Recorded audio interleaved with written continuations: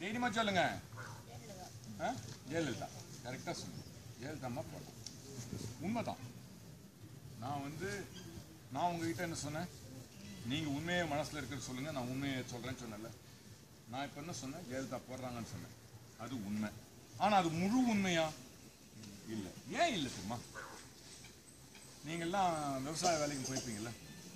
இங்க பக்கம் விவசாயம் போறீங்களா?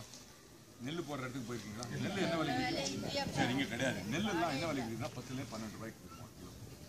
அதை வாங்கிட்டு போய் வளர்த்தி, நான் விவசாயி, நான் அண்டை விட்டுருக்கேன், சாணி எடுத்து போட்டிருக்கேன், எல்லா வேலையும் மாட்டேன். இங்கே உட்காந்துட்டு நான் காரில் மட்டும் வர மாட்டேன், இதுலேயும் ஒன்று. சரி, அப்போ அங்கே 12 ரூபாய்க்கு வாங்கி இந்த வளர்த்தி மிஷினில் கொண்டு போய் அரைச்சி மூட்டை கட்டி கொண்டு லாரியில் எடுத்துகிட்டு போய் கொண்டு கொடுக்குறதுக்கு கொள்முதல் விலை 25 ரூபாய் ஆகுது.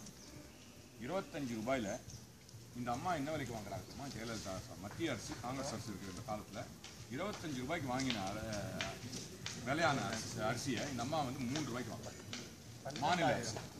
மாநில அரசு 3 ரூபாய்க்கு வாங்கிட்டு அதை விலையில்லா அரிசியாக உங்களுக்கு கொடுக்குறாங்க. அப்போ 22 ரூபாய் உங்களுக்கு கொடுத்தா மத்திய அரசு 22 ரூபாய், 3 ரூபாய், அதாவது 1 ரூபாய் 90 பைசா மத்திய அரசு.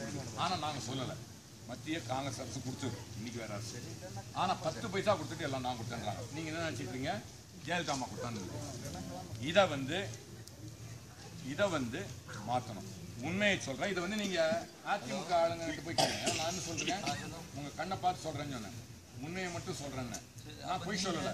அதிமுக பண்ணலன்னு சொல்ல, அதிமுக பண்ணியிருக்காங்கன்றது உண்மை.